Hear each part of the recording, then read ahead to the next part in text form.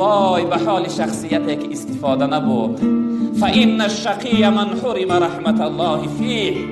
از همه بدبختترین شخصیت، از همه محرومترین شخصیت، از همه پسترین شخصیت، از همه بیقدرترین و بینصیبترین شخصیت همون انسانی است که از لحظه های ماه رمضان استفاده نبود، روزه نگرفت، نماز تراویح نخواند، از خدا نترسیده بیعذر در بین مردم آشکار روزه شخورد و امروز شرم نداشته، از بنده های خدا شرم نمی داشت، اما امروز از خدا شرم نداشته نماز عید آمده است.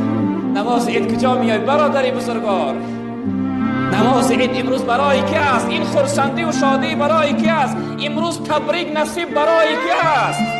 برای شخصیتی که از این ماه روزه گرفتند، برای شخصیتی که از لحظه های نورانی این ماه استفاده برده.